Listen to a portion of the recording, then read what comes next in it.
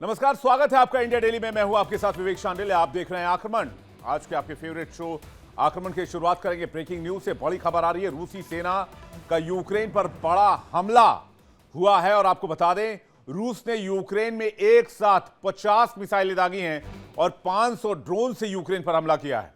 Ukraine के सुमी में भी रूस की एयर स्ट्राइक सामने आई है। ड्रोन अटैक से सुमी रेलवे स्टेशन तबाह हो गया है। रूस के हमले में 5 की मौत हो गई है, 30 लोग घायल हो गए। रूस यूक्रेन युद्ध लगातार और तेज होता हुआ, बढ़ता हुआ, क्या यह युद्ध विश्व युद्ध में तब्दील हो जाएगा? जिस तरह से रूस अटैक बढ़ा रहा है, यूरोप पर प्रेशर बढ़ रहा है, अमेरिका पर दबाव बढ़ रहा है, नेटो पर दबाव बढ़ रहा है और रूसी सेना ने यूक्रेन में बहुत बड़ा हमला बोला है, जिसकी तस्वीरें इस वक्त हम आपको दिखा रहे हैं। रूसी ने यूक्रेन में 50 मिसाइलों से एक साथ हमला किया है और 500 ड्रोन भी एक साथ छोड़े हैं। ये FPV ड्रोन है जिससे हमला किया गया है और ये मिसाइल्स कैसे ट्रेन पर अलग अलग जगहों पर जाकर हिट हुए हैं, जैसे ड्रोन से कितना नुकसान हुआ है, ये तस्वीरों में आपको दिखा रहे हैं। यूक्रेन के सुमी में रूस की एयर स्ट्राइक, ड्रोन अटैक से सुमी रेलवे स्टेशन पूरी तरीके से तबाह हो गया है। जेलेंस्की टॉमहॉक मिसाइल लेने पर अड़े हुए हैं। अमेरिकी उपराष्ट्रपति JD वांस हामी भर चुके हैं। अब बस ट्रंप का इशारा है, जिसके बाद यूक्रेन के हाथ में होगा तबाही का हथियार। लेकिन इससे पहले रूस बहुत आक्रामक हो गया है। क्रेमलिन से चेतावनी आ चुकी है कि अगर टॉमहॉक मिसाइल आया तो अंजाम सोच से बाहर होगा। ऐसे में जंग पहले ही उबाल पर है। रूस हमले तेज कर चुका है, लेकिन अगर टॉमहॉक मिसाइल यूक्रेन पहुंचा तो फिर इस युद्ध की दशा और दिशा दोनों बदल जाएगी।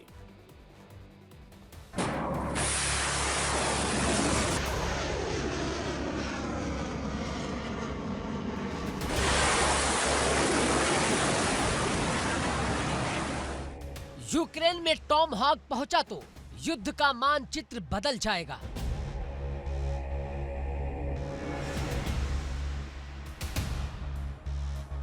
यूक्रेन के पास लंबी दूरी की मारक ताकत आएगी, पर क्या इसका मतलब है रूस की बर्बादी तय है? यह बयान जरूरत से ज्यादा आसान होगा।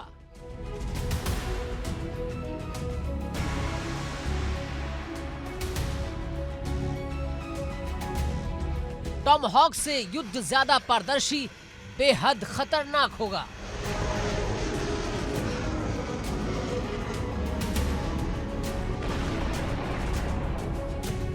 मॉस्को की सुरक्षा को सीधा खतरा महसूस होगा।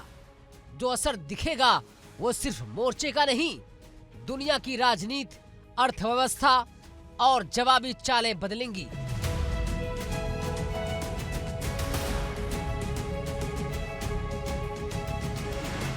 रूस की प्रतिक्रिया तेज होगी और कठोर हो सकती है। जोखिम और भी बढ़ जाएगा।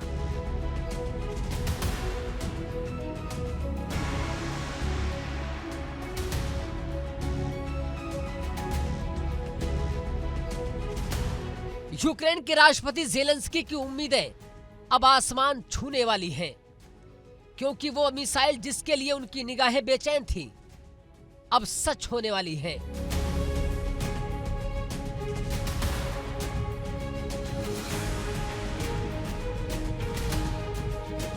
अमेरिकी उपराष्ट्रपति JD वांस ने साफ कहा है कि यूक्रेन को टॉमहॉक मिसाइल देने पर विचार हो रहा है।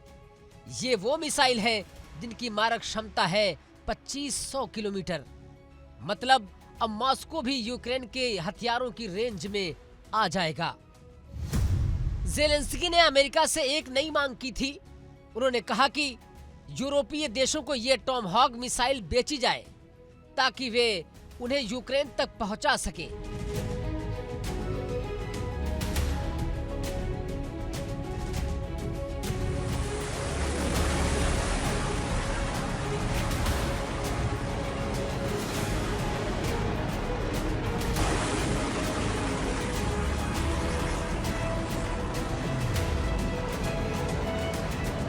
ये कदम न सिर्फ यूक्रेन को ताकत देगा, बल्कि रूस के लिए भी बड़ा खतरा साबित होगा।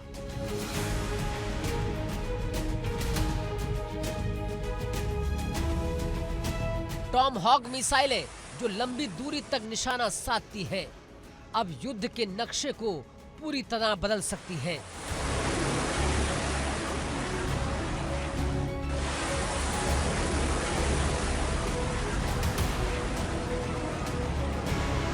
मॉस्को की नींद उड़ने वाली है, क्योंकि अब युद्ध का दायरा बढ़ने वाला है। ये मिसाइलें यूक्रेन को नई ताकत देंगी, जो रूस की ताकत को चुनौती देने के लिए पर्याप्त हो सकती हैं। अमेरिका की ये चाल एक बार फिर रूस के लिए बढ़ते दबाव का संकेत है।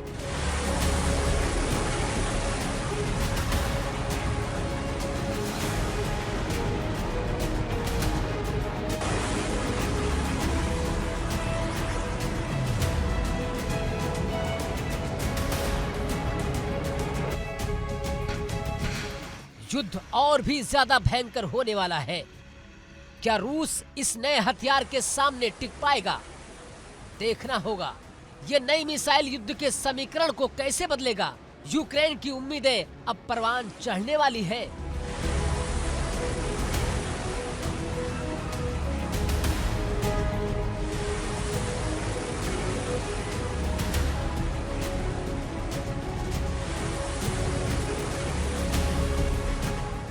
दरअसल यूक्रेन चाहता है कि रूस को अंदर धकेला जाए, तो वहीं अमेरिका विशेष दूत कीथ केलॉग कहते हैं कि संकेत हां की तरफ दिख रहा है।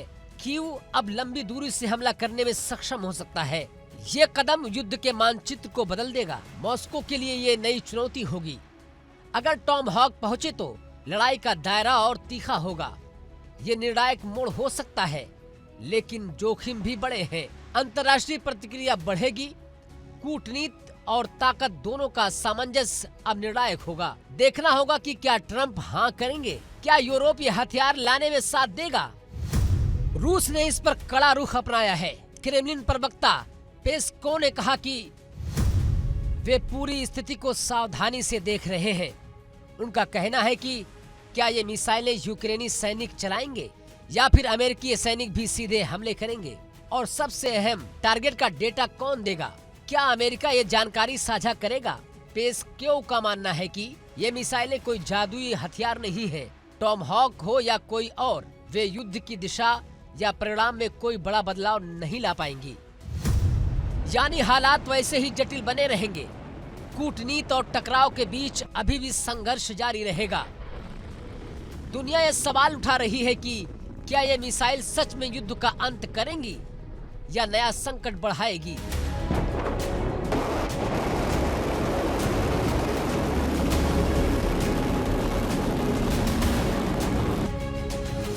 उधर ट्रंप ने अपने दूसरे कार्यकाल में 8 युद्ध खत्म करने का दावा किया था। नोबेल पुरस्कार मिलने की बात भी उठ रही है, लेकिन जिस युद्ध को उन्होंने 24 घंटे के अंदर खत्म करने का वादा किया था, वो अब 3 साल से ज्यादा गुजर चुके हैं। लेकिन अब भी रूस और यूक्रेन युद्ध जारी है। अब ट्रंप प्रशासन यूक्रेन को टॉमहॉक मिसाइल देने पर विचार कर रहा है। ये खबर आते ही रूस आग बबूला हो गया। रूस ने इसे सीधे तौर पर दखलंदाजी माना है। मेदवेदेव ने चेतावनी दी कि ये कदम हथियारों के साथ युद्ध को और भड़का सकता है। अगर अमेरिका ने हस्तक्षेप किया तो स्थिति बिगड़ सकती है। ये सीमा लांघना खतरनाक होगा। टॉमहॉक मिसाइलें लंबी दूरी तक मार करने में सक्षम है। अगर ये यूक्रेन को दी गई तो मॉस्को भी खतरे में होगा।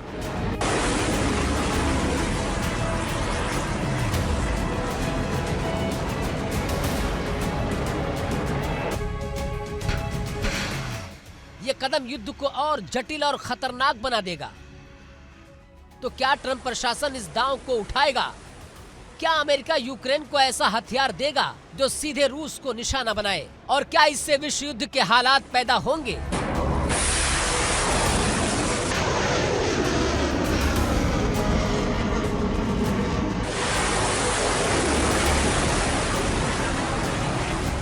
ये सवाल आज दुनिया के सामने है। इस लड़ाई का अगला पड़ाव बेहद निर्णायक होगा। ये कोई जादुई हल नहीं, ये जंग को और जटिल बनाएगा। एक बात साफ है, टॉमहॉक से जीत की गारंटी नहीं मिलती, बल्कि नए संकट की दहलीज पर दुनिया खड़ी हो सकती है।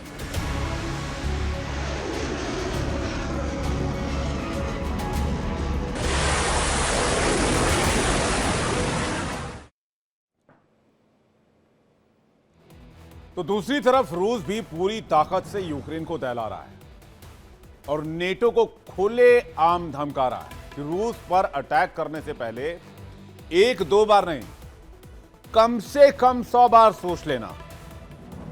अगर हमला किया तो रूस ये कह रहा है कि अंजाम किसी कयामत से कम नहीं होगा। यानी पुतिन की चेतावनी का मतलब सैनिक कार्रवाई का जवाब विनाशकारी हो सकता है। अब सवाल यह है कि क्या नेटो पीछे हटेगा या फिर दोनों तरफ की रेखाएं और ज्यादा गहरी हो जाएंगी, जिस विश्व युद्ध की बात मैं कर रहा हूं। यानी कि एक छोटी सी चूक और विश्व युद्ध का एक बड़ा कैनवस तैयार है।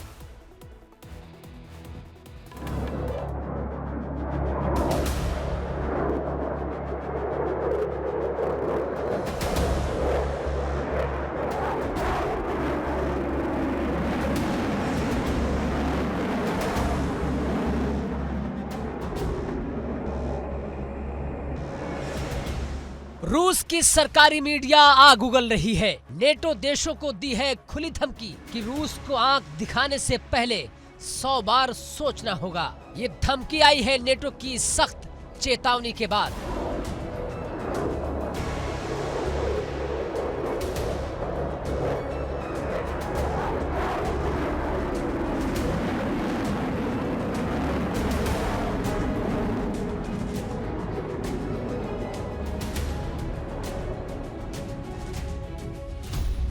दरअसल नेटो ने कहा कि रूसी जेट्स की घुसपैठ बर्दाश्त नहीं करेंगे।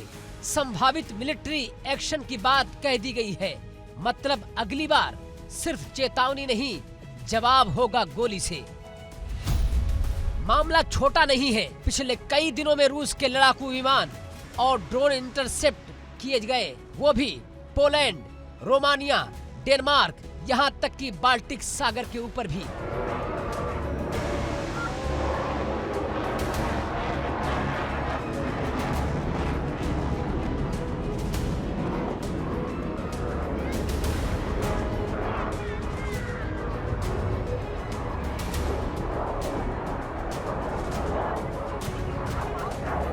अब नेटो भड़का हुआ है।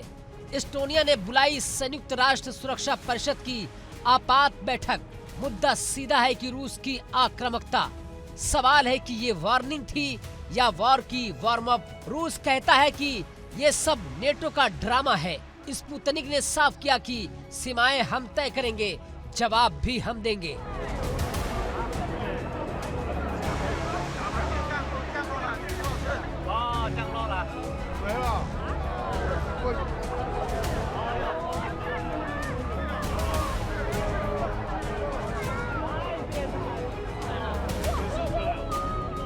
एक और उल्लंघन मतलब रिएक्शन पर नेटो अब चुप नहीं है। यानी यूरोप के आसमान में जंग की गूंज नजदीक है। रूस और नेटो आमने सामने हैं। सिर्फ चेतावनी नहीं, अब तैयारी की बात हो रही है।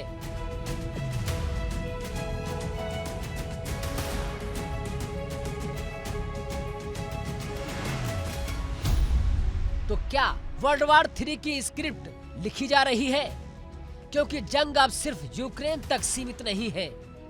आग अब पूरी दुनिया को छू सकती है।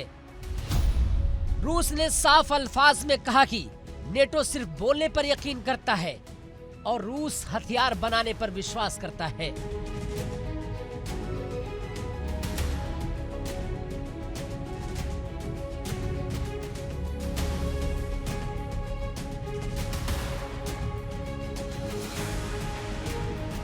रूस की सरकारी मीडिया स्पुतनिक ने नेटो पर जमकर बरसे। सीधी चेतावनी दी कि नेटो रूस के सैन्य उद्योग का मुकाबला नहीं कर सकता। ये बयान ऐसे वक्त में आया है जब यूरोप में तनाव आसमान पर है।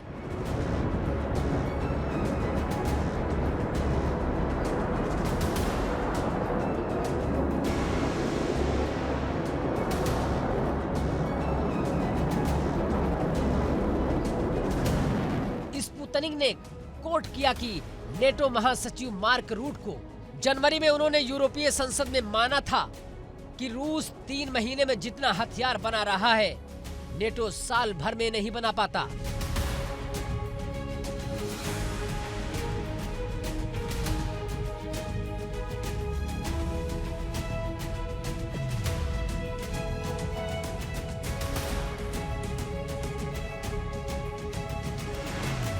मतलब साफ है कि रूस अब सिर्फ जंग नहीं लड़ रहा है, वो हथियारों से जंग जीतने की तैयारी में है।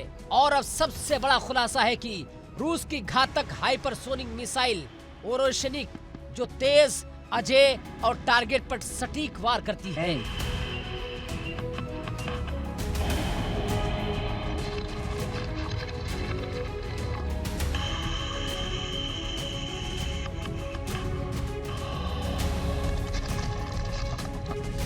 नेटो के एयर डिफेंस सिस्टम को चकमा देने में सक्षम है।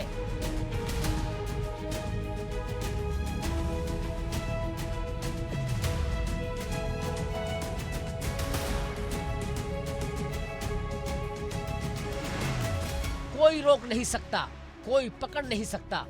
स्पुतनिक ने साफ साफ कहा कि यह मिसाइल यूरोप के दिल को चीर सकती है, वो भी पलक झपकते।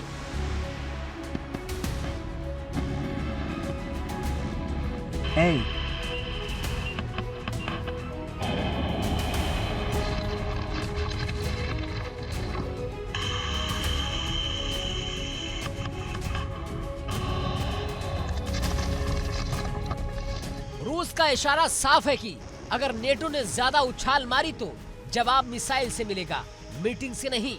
यानी अब बयान नहीं, बैलिस्टिक की भाषा बोली जा रही है।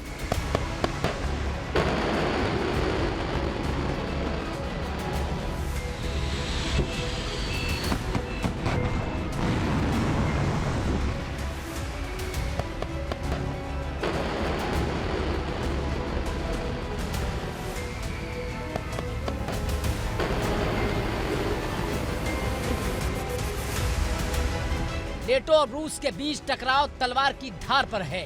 नेटो कहे या न कहे, पर रूस ने अपनी मंशा जाहिर कर दी है। स्पीड, ताकत और टारगेट तीनों में आगे है रूस।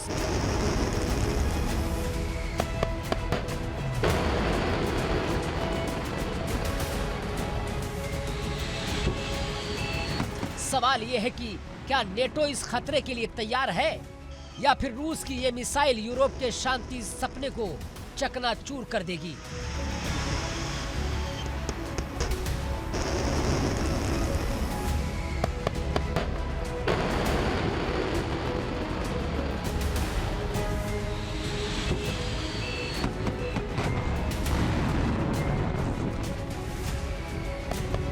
क्योंकि अब वार्निंग नहीं, काउंटडाउन शुरू हो चुका है।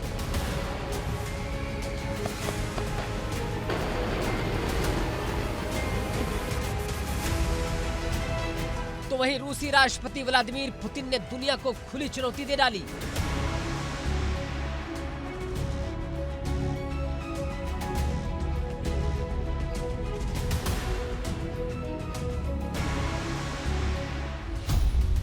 नवंबर 2024 में ओरेशनिक मिसाइल के लॉन्च के बाद उन्होंने कहा था कि यूरोप का एयर डिफेंस सिस्टम इस हाइपरसोनिक तूफान को नहीं रोक सकता।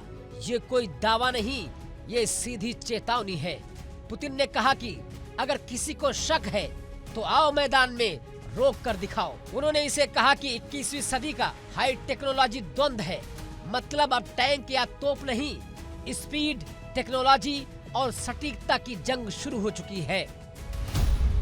ओरेशनिक मिसाइल की रफ्तार इतनी तेज है कि एयर डिफेंस सिस्टम सिर्फ रडार पर धुआं देख पाएंगे। कोई भी आधुनिक प्रणाली इसे इंटरसेप्ट नहीं कर सकती। अब सवाल है कि क्या ये सिर्फ शक्ति प्रदर्शन है या रूस सच में वर्ल्ड वॉर के मोड में है। फिलहाल एक बात तय है कि पुतिन पीछे हटने वाले नहीं है और ओरेशनिक एक मिसाइल नहीं, भविष्य की चुनौती है। Bureau report, India daily.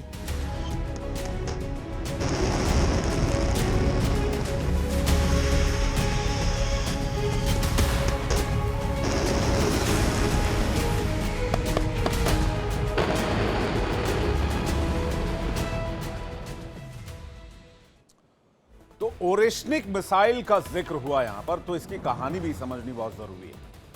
अब आप समझ गए होंगे कि पुतिन इतने निडर क्यों हैं, क्योंकि रूस के पास एक ऐसा हथियार है जो पूरे यूरोप को अपनी जद में रखता है। वो मिसाइल है रूस का विश्वास, यानी कि ओरेशनिक मिसाइल।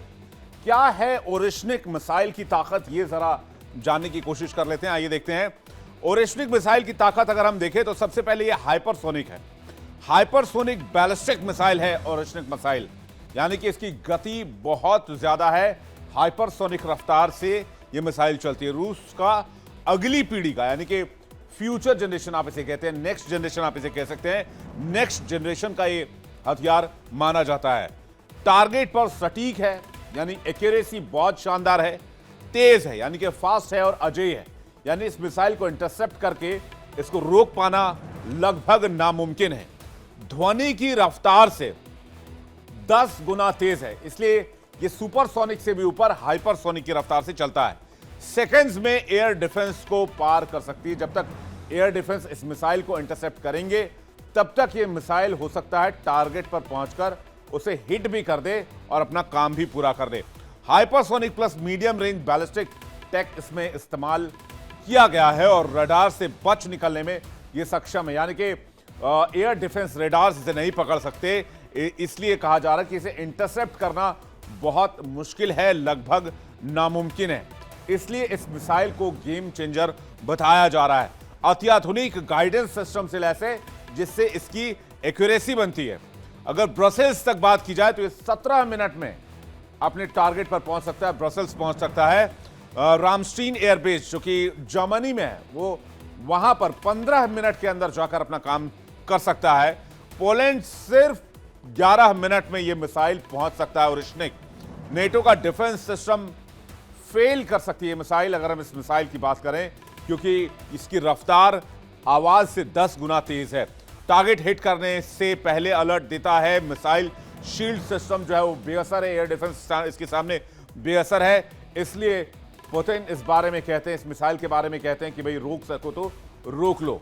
रशिया भी यही कहता है अपने इस मिसाइल के बारे में। 21वीं सदी का हाई टेक्नोलॉजिकल ये मिसाइल माना जा रहा है इसे, और यूरोप के बड़े ठिकाने पर सीधे इसको एक तरह से फिक्स कर दिया गया है कि अगर कोई बड़ा हमला हुआ, नेटो डायरेक्ट जंग में आए, तो इस मिसाइल का इस्तेमाल होगा।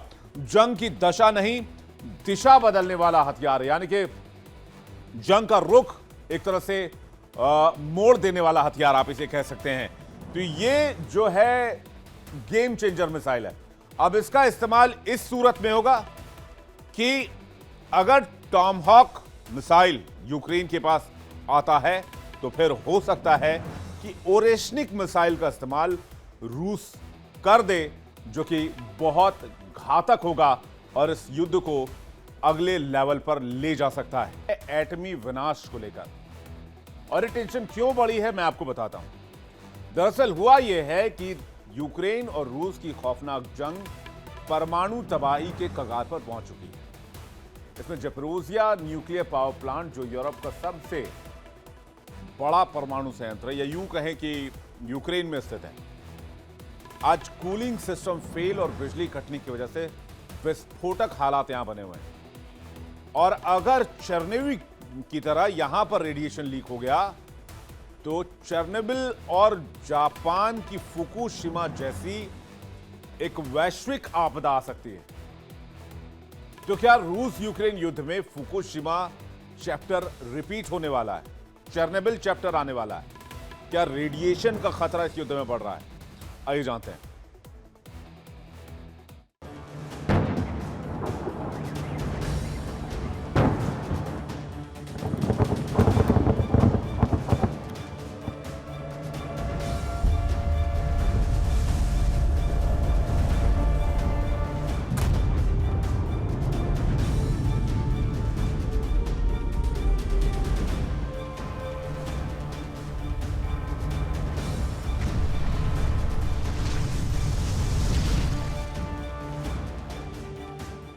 ये कोई सामान्य संघर्ष नहीं है, बल्कि एक ऐसे परमाणु त्रासदी की आहट है जो पूरी दुनिया को जला सकती है।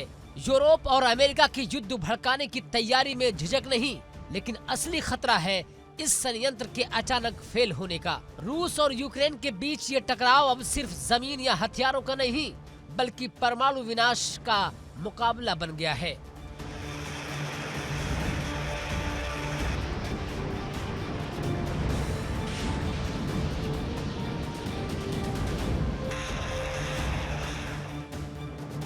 चेर्नोबिल के भयानक हादसे को हमने देखा है। फुकुशिमा की त्रासदी भी हमारे सामने है। अब ज़ेपोरिज़िया के ये कूलिंग सिस्टम और बिजली के बंद होने का खतरा पूरे महाद्वीप के लिए रेडिएशन बम साबित हो सकता है। ये यूरोप के दिल पर बम है जो किसी भी वक्त फट सकता है और पूरी दुनिया में परमाणु सिहरन पैदा कर सकता है।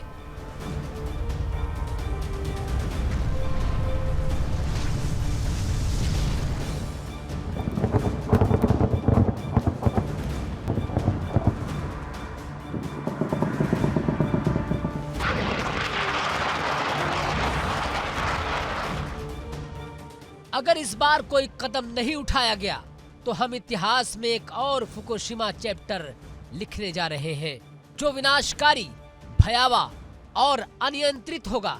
दुनिया की आंखें इस न्यूक्लियर प्लांट पर टिकी हैं और समय कह रहा है कि अब कदम उठाओ, वरना नतीजा खुद सोचो।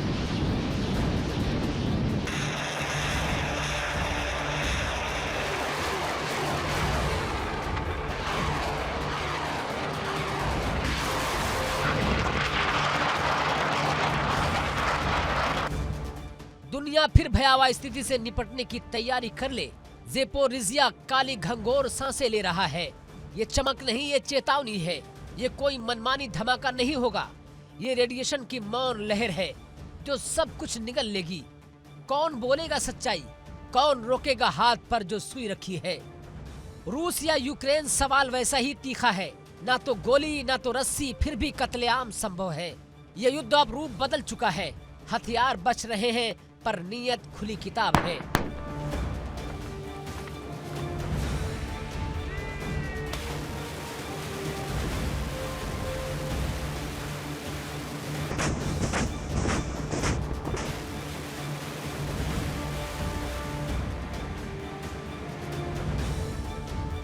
कूलिंग बंद है, बिजली गायब है, नियंत्रण छूटता जा रहा है। एक चूक और यूरोप का दिल जल उठेगा। चेरनोबिल की यादें ताजा हैं। फुकुशिमा की राख अभी भी हवा में है। आज फिर वही भय गूंज रहा है। ये युद्ध अब विज्ञान से खेल रहा है। न्यूक्लियर नहीं फेंका जाएगा, पर परिणाम वैसा ही होगा। रेडिएशन का साया फैलाकर कोई जीत दर्ज कर सकता है, पर ऐसी जीत नहीं, सिर्फ नुकसान ही नुकसान है। जिसने भी सोचा होगा कि इससे ताकत मिलेगी, वो भ्रम में है।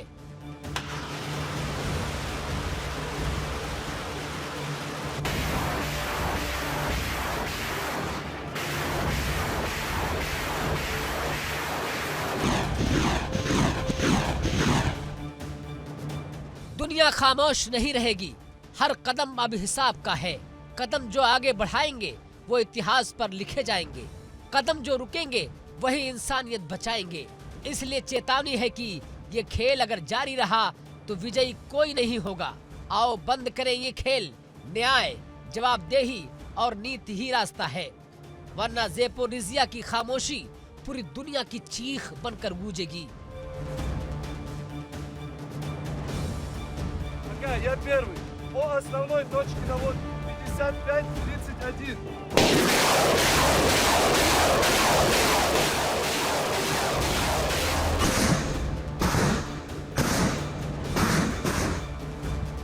सवाल बड़ा और सीधा है कि ज़ेपोरिज़िया अंधेरे में दम घोटू सन्नाटा है। 23 सितंबर की शाम से बिजली गायब है, जनरेटर जिंदा है, पर टिकेंगे कितने दिन? कूलिंग ठहरी तो रिएक्टर गर्म होंगे और एक चूक रेडिएशन की लहर जिसे रोकना नामुमकिन होगा। चेरनोबिल की याद ताजा है। फुकुशिमा की चिता अभी भी धधक रही है। ये कोई धमाका नहीं, ये सुनियोजित तबाही का रास्ता हो सकता है। क्या उद्देश्य है? डर पैदा करना, राजनीतिक दांवपेच, या दिक्कत इतनी कि कोई गलती भयंकर बन जाए?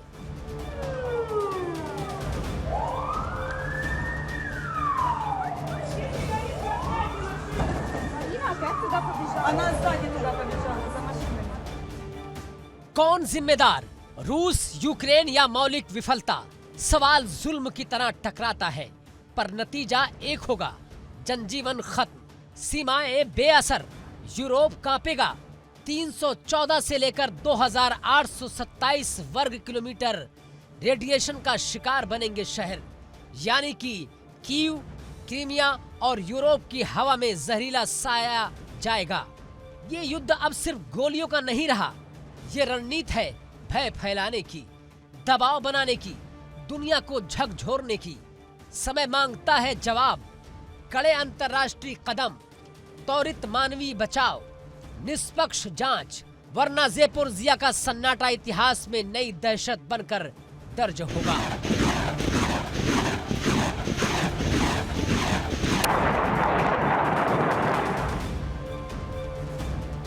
ज़ेपोरिज़िया का खेल और बड़ा होगा। रूस ने संयंत्र को अपने कब्जे में रखा है, लेकिन स्थिति बदल चुकी है। ZNPP के डायरेक्टर याशिना का दावा है कि यूक्रेनी हमले खतरा बढ़ा रहे हैं। रूस की दलील साफ है, खतरा यूक्रेन से है, रूस से नहीं। पर सवाल यही है कि क्या ये सब रणनीति है या खुला षड्यंत्र?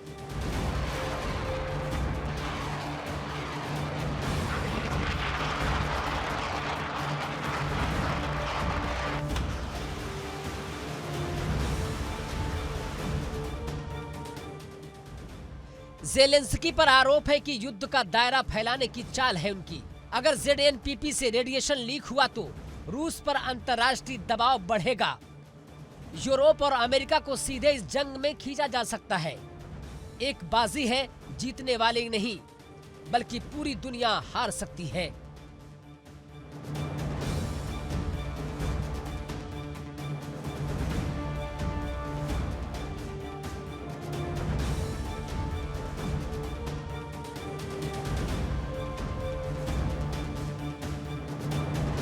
वही रूस का भी मकसद अलग नहीं, संयंत्र को हथियार बनाकर क्षेत्रीय कब्जा आसान होना, दुर्घटना से विनाश। और रूस का लाभ ये डर किसी से छुपा नहीं है। दोनों तरफ के दावे और चाले हैं, मानवीय त्रासदी की ओर धकेलते हैं। ये सिर्फ आक्रोश का नहीं, जागरण का है। तत्काल अंतर्राष्ट्रीय निगरानी, निष्पक्ष जांच और मानवता बचाने वाले कदम ही रास्ता है, वरना ज़ेपोरिज़िया सिर्फ नाम नहीं, पूरे यूरोप की करवट बदलेगा। Bureau report, India daily.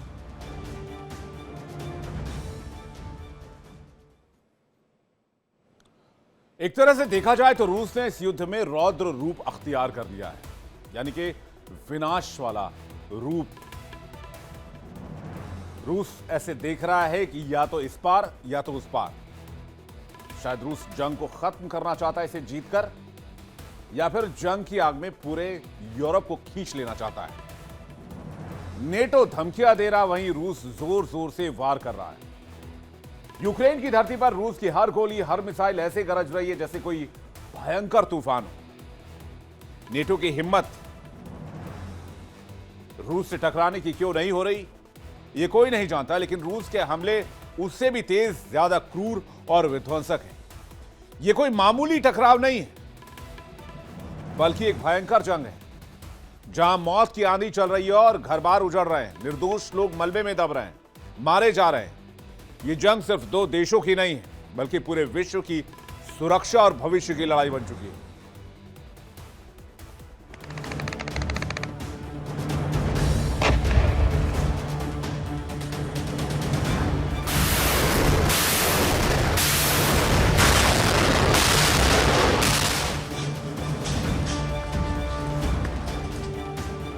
रूस का रौद्र रूप इस वक्त पूरी दुनिया के सामने है। जहां नेटो धमकियां दे रहा है, वहीं रूस ज्यादा जोर से वार कर रहा है।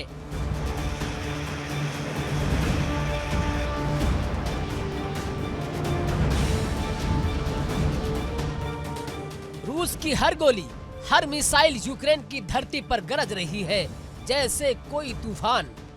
नेटो की हिम्मत भले बढ़ रही हो, पर रूस के हमले उससे भी तेज और ज्यादा क्रूर है। ये कोई मामूली लड़ाई नहीं, ये एक भयंकर जंग है जहां मौत की आंधी चल रही है। रूस का हमला है बर्बर, बेरहम और ऐसा कि यूक्रेन की हर गली, हर नुक्कड़ पर धमाके हो रहे हैं।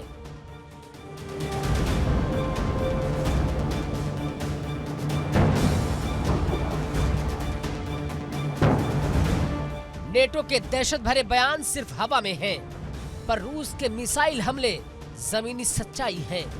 अभी तो बस शुरुआत माना जा रहा है। रूस और यूक्रेन के बीच ये जंग और भी ज्यादा तीखी होगी।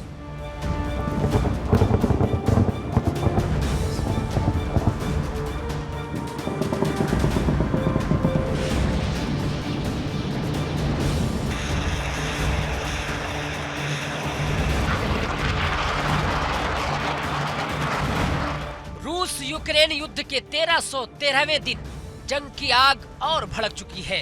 रूस की सेना ने फिर से यूक्रेन के दिल यानी कि कीव पर सीधा हमला बोला। कीव पर पिछली रात को हुए बर्बर हमले से ज़ेलेंस्की दहल रहे हैं।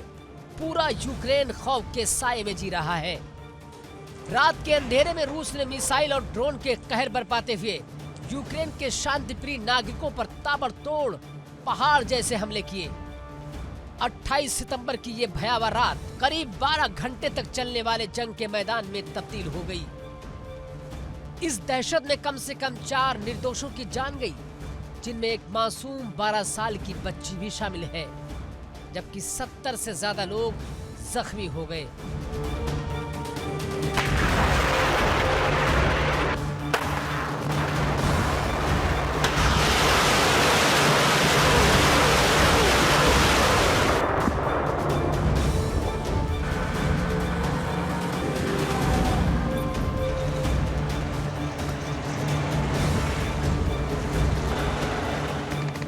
रूस ने अंधाधुंध गोलीबारी करते हुए 500 से भी ज्यादा ड्रोन और 40 से ज्यादा मिसाइलें दागी।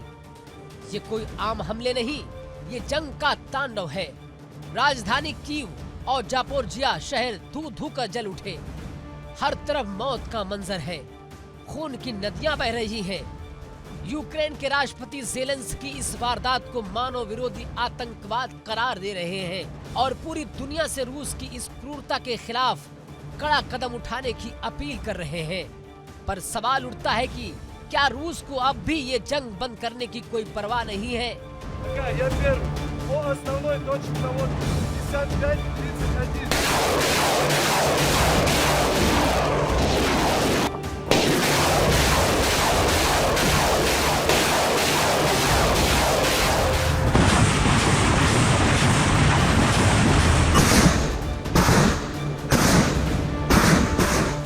यह युद्ध अब न सिर्फ यूक्रेन तक सीमित है, बल्कि इसका दायरा पोलैंड तक पहुंच चुका है।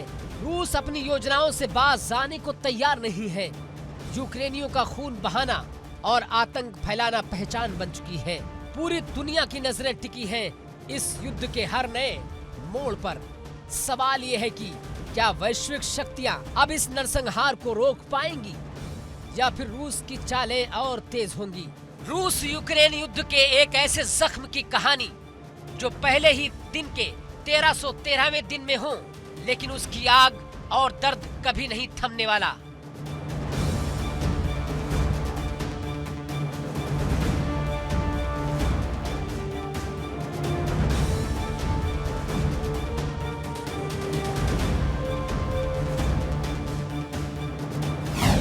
रूस का विध्वंसक हमला यूक्रेन की धरती पर ऐसा कहर ढा रहा है कि पूरा देश कराह रहा है। नेटो हो या कोई और, जुबान से तो साथ देने की बात करते हैं, लेकिन हकीकत यह है कि कीव में एक 5 मंजिला इमारत का हिस्सा बर्बाद हो चुका है। 7 जिलों में फैली भारी तबाही ने मासूमों की जानें छीन ली हैं। कीव में 14 लोग घायल हुए, जबकि कीव ओब्लास्ट के आसपास 18 लोग जख्मी हुए, जिनमें 3 मासूम बच्चे भी शामिल हैं।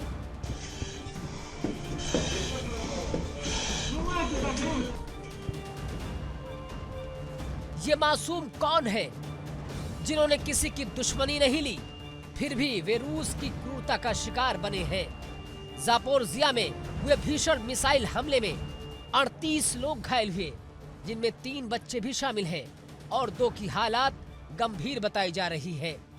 ये कोई युद्ध नहीं, ये नरसंहार है। ये कोई संघर्ष नहीं, ये एक क्रूर जनसंहार है।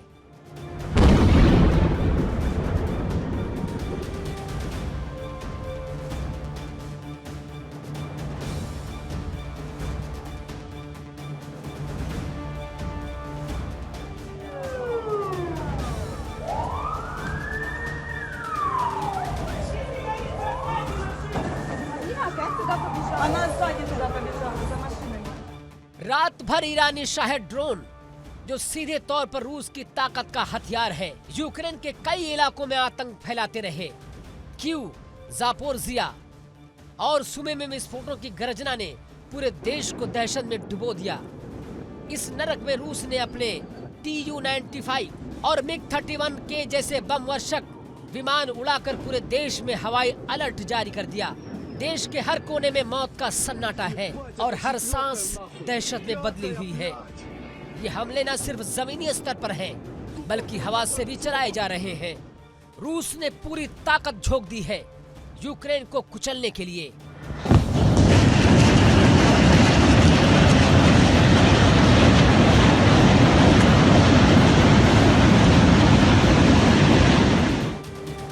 क्या ये युद्ध है? नहीं, यह युद्ध नहीं, बल्कि रूस की दहशत और आतंक का जाल है जो मासूमों की जिंदगी को राख कर रहा है।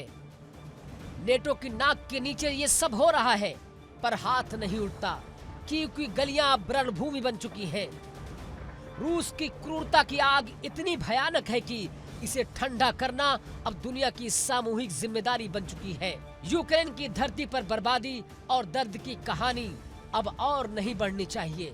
यूक्रेन के राष्ट्रपति ज़ेलेंस्की ने बड़ा बवाल मचा दिया है। उन्होंने आरोप लगाया कि रूस अपनी शैडो फ्लीट ऑयल टैंकर का इस्तेमाल कर रहा है। ये टैंकर नहीं, दुश्मन के ड्रोन हमले का अड्डा है। ज़ेलेंस्की ने यह भी कहा, खुफिया रिपोर्ट्स में खुलासा हुआ कि रूस इन टैंकरों से यूरोपीय शहरों पर ड्रोन भेज रहा है। ये कोई तेल का व्यापार नहीं, ये यूरोप की सुरक्षा पर सीधा हमला है।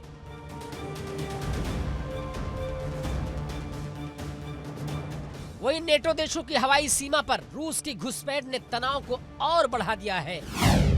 पिछले महीने में रूस के drone Poland, Romania, Denmark, Netherland और फिनलैंड के हवाई क्षेत्र में घुस चुके हैं। सवाल ये है कि क्या विश्व समुदाय इस खतरे को नजरअंदाज कर रहा है? और अब रूस के लिए भी बुरी खबर है। दक्षिण रोस्तोव क्षेत्र में कृषि क्षेत्र में इमरजेंसी घोषित कर दी गई है। जून में सूखे के कारण पहले से संकट में फंसे किसान अब 10 लाख हेक्टेयर फसल बर्बाद होने के गम में डूबे हुए हैं। ये सिर्फ एक प्राकृतिक आपदा नहीं, ये रूस की आर्थिक और खाद्य सुरक्षा पर भारी प्रहार है। इमरजेंसी की घोषणा के बाद किसानों को मुआवजे का अधिकार मिला है, पर सवाल ये है कि नुकसान की भरपाई कब होगी? रूस के लिए ये दोहरी मार है। एक तो यूक्रेन के सामने बढ़ता सैन्य संकट, दूसरी तरफ अपनी धरती पर सूखे और ठंड का कहर। ये लड़ाई अब सिर्फ जंग की नहीं, रूस की अंदरूनी कमजोरी की भी कहानी है। देश विदेश की नजरें टिकी हैं इस खतरे और चुनौती पर। क्या रूस इस तूफान से बाहर निकल पाएगा या फिर धरती पर और मैदान पर घिरेगा? दुनिया देख रही है कि कौन किस पर भारी पड़ेगा, नेटो की ताकत या रूस की आग। लेकिन एक बात साफ है, रूस का रौद्र रूप अब नहीं थमने वाला है। Bureau report, India daily.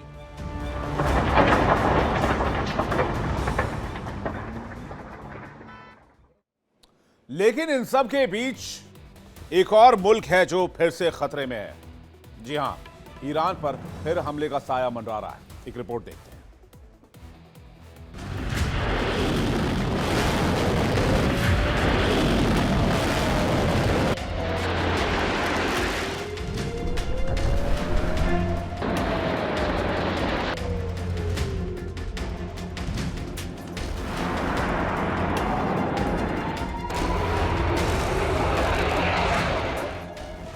खबर टल नहीं रही, हवा फिर गर्म है। 3 मोर्चे सक्रिय हैं। तेहरान पर खतरा मंडरा रहा है।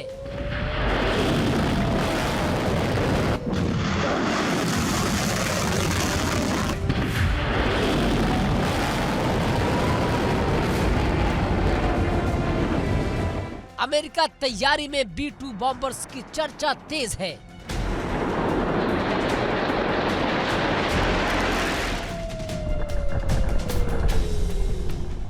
रिपोर्ट्स के मुताबिक तैयारी जबरदस्त है। हवा में अलार्म बज रहा है।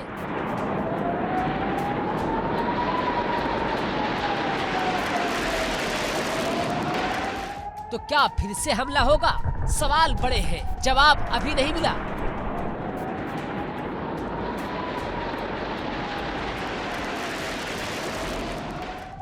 दुनिया की सबसे खतरनाक B-2 बॉम्बर्स खामोशी पर चोट कर सकती है।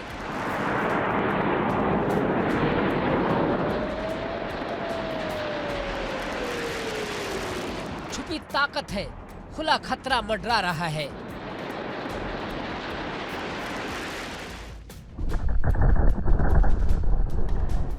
इस बीच ब्रिटेन ने भी दिया बहुत जोरदार का झटका, 70 नामों पर लगा दिया बैन।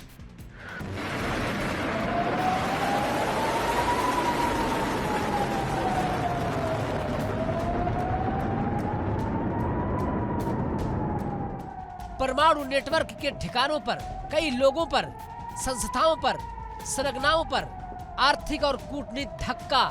तेहरान पर अब दबाव सख्त है।